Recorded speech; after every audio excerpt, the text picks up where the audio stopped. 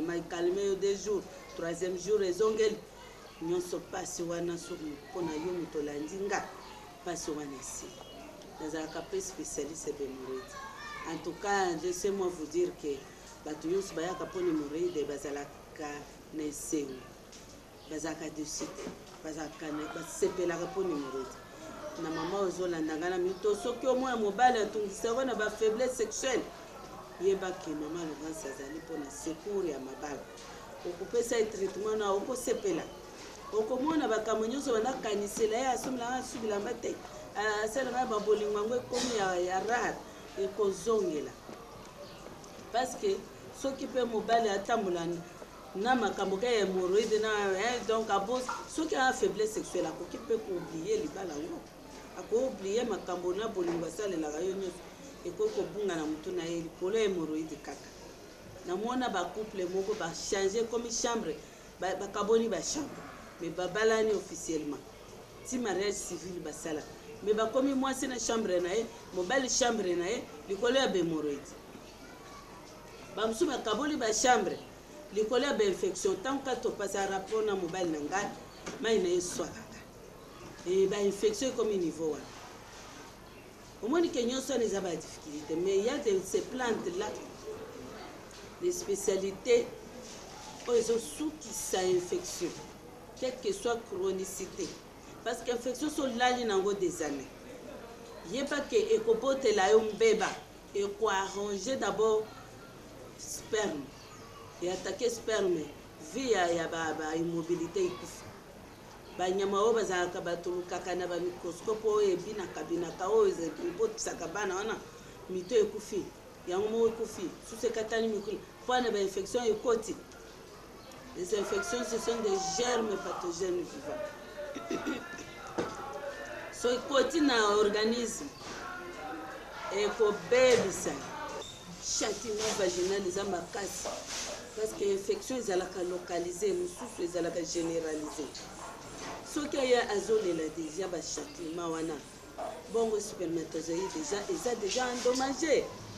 spermatozoïde endommagé na sperme sexe endommagé na ba infection bon kopote ezali suste okopota ndenge bamusu bazwaka ba infection ya bota bamususu azwaka ngo avant bota mais surtout bino ba jeune sozo ba infection na nopoti te ba virus de champignons et ba syphilis, aux staphylocoque, aux gonocoque, le bacille de coque et cotillon na katia. Alors vous attendez d'encrosser une fille. Oh kobala, oh nazobala, ba infection pas iboye, tondi spermatozoïde déjà endommagé, sexe déjà konda, et ça les sous sont formatés. Moi batoye boye tana passe. Moi bato akotika buya komi ozongaka ete omoni bana mibali mwa mobali moko dans le temps là c'est à peu près na 2001 parce que na banda musala oyo ya médecine traditionnelle depuis des années 2001 nayambaki mwa mobali moko alobi nini il y a soit il y a pas de infection jusque là bas les bas sur les barraques ils ont infection et ils ont agir les symptômes d'infection il y a hémorroïde des années à éviter il y a mon cas là qui n'a pas toujours le bas azalaki déjà assez encaissé déjà ba infection et endommagé spermatozoïde il y a mon cas na ba douleur rénale ba anorexie il y a mon cas azana ba problème belé hémorroïde surtout encaissé tous les deux na ba infection na hémorroïde na kati ya hémo. Mais qu'est-ce qui s'est passé? Il y a akena bali atie mwasi na ndako tango kaka tango ya réaction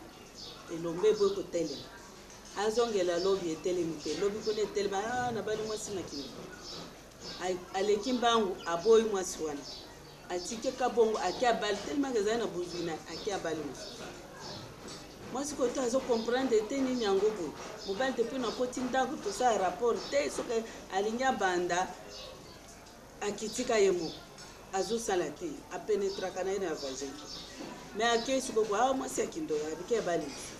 tango akena a tiena ndako alinya sa rapport elombe boy kotele a forcer ameli bakanga wisi ameli biloko ameli esimbi kaka te nazobalaka baseki ndoki ale alongwe akomi sikoyo kolekana na bajeune fille baoyo balekanaka leka nzela azwi moko akena ngo hotel akomi kuna afuti chambre ntango ya rapport esimbi kaka achange mosusu esimbi te aye kobimela ngai na 2001 oh mama Laurence na yo en tout cas nalandaka yo nayebaka te kinga nakokozwa biloko wana te mais namoni ke basi nyonso ngai nde nakomi mabe yoka nazofuta meme na chambre na nga mbongo eke dans le vide me nasali eloko alobi kwani ozosamba ka mwasi no aliboso wana nde ka omonaki ye ozosimba lifale oya kaka ozozela ka omekameka pourquoi bamosusu bakomi ntango naza na mwasi na ngai ya bana elombe eboyi ntango nake place mosusu elombe esimbi te kuna mpe ekosalaka bongo ozobela yango sikoyo napesi ye traitement d'abord ya bahemoroïde adia hémoroïde pesi ya infection esimbi nakopesa ya elombe développement de sexe masculin asepeli ntango azongeli mwasi na ye alobi nono fo yebisa nga vérité obalaki nga ou bien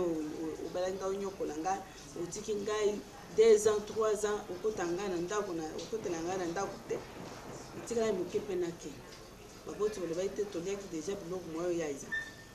voilà difficulté ya biso bamama na bapapa bazobela soki omoni papa aza na baproblème wana bamosusu baza na problème ya palpitation du cœur so oza na palpitation du cœur traitement ezali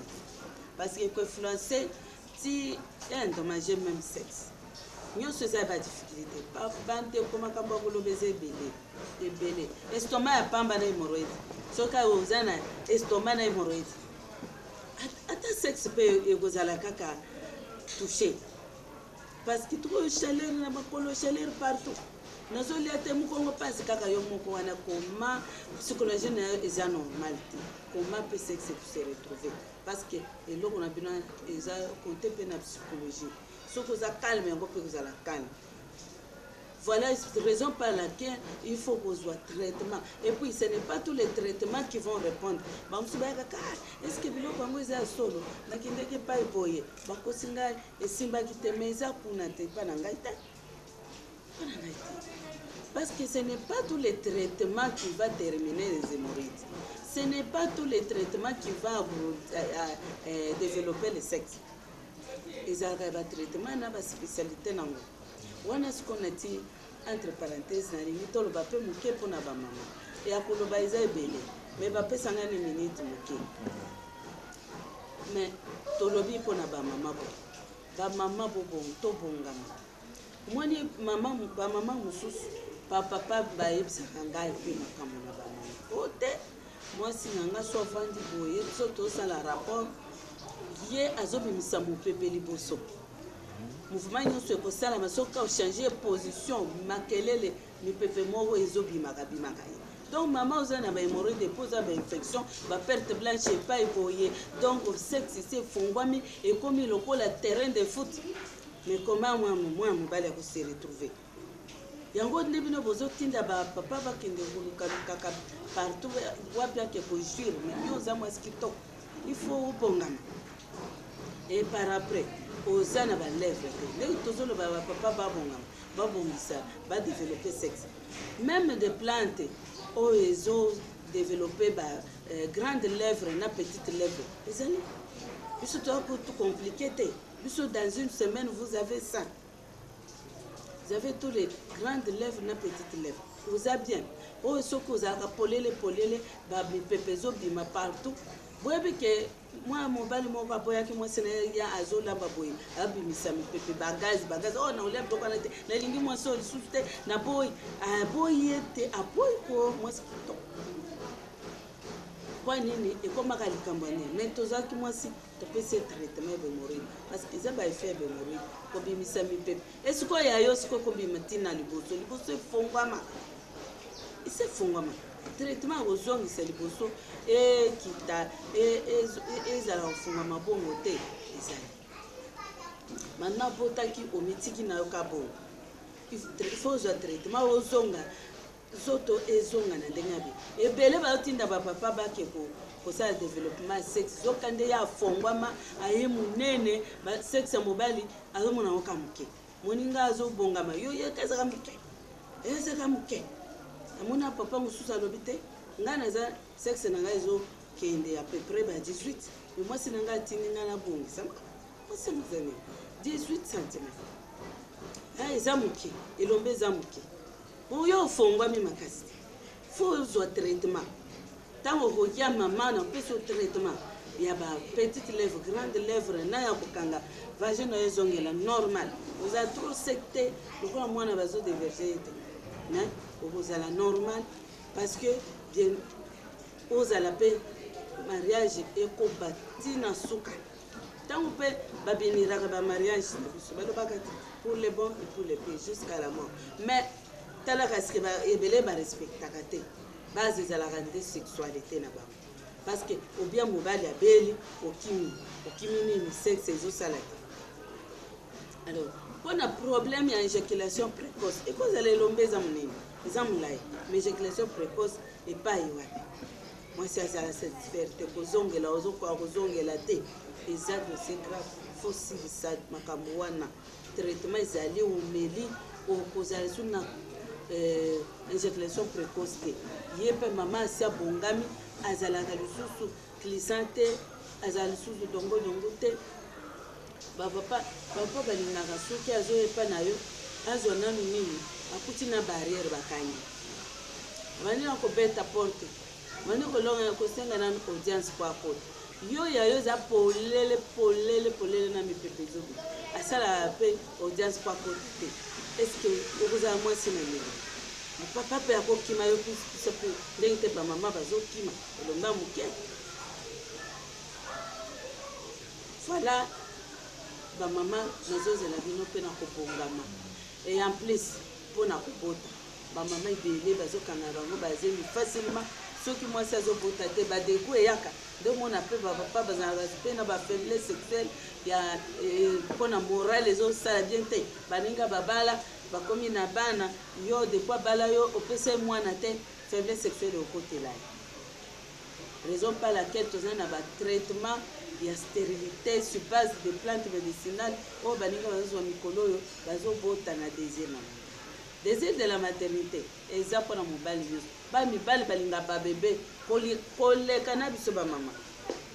bamibali balingi bana makasi soki ata obotaki libala mosusu osilisi mabota mekana kobala mobali mosusu okoyaka nde ya kotungisa yo ozala manopause me amemi yo kaka obota mosuma mpo nini bapapa balingi bana bamama tosalela mposa ya bapapa mpe tosalela mposa ya bamama en tout cas libala ekozala mpona libela bamaladi eza ebele ngai soki oye nakotuna yo ne maladi nini obelaka tobandi nao wana nde entretemps tozokoba na massage na biso ya matiti je suis en tout cas c'est très simple nga naza na biloko moko ya bapareil banini te soki ozoya mpa na ngai yebaka ozoya na médecine congolaise naza herboriste naza tradi praticienne ya médecine congolaise naza fière na médecine na biso moko ya bacongolaise nasepelaka nango ntango nabandaki yango avant même na bala avant même na kota bato anakama yo mwana moke boye ba médecine traditionnelle bato bazomona yango bazokamwa ngai mais ngai na banda kosegene nango te tala lelo ndenge bato bazolanda yango ebele bakomi kotondela yango mpo biso bato tolakisi bango valeur ya médecine traditionnelle tolakisi bango valeur bien même médecine eza ebele soki kaka obiki te kobosana médecine na yo moko médecine congolaise te obikisa yango na ngonga moke obikisa yango sans peine parce que ce sont des plantes très riches en matière de soins de la santé. Nazane adresse vraiment bato ebele olobaka adresse te olobaka mais adresse nanga napesa yango ebele mikolo nyonso napesaka adresse adresse ezali nde na commune ya Limete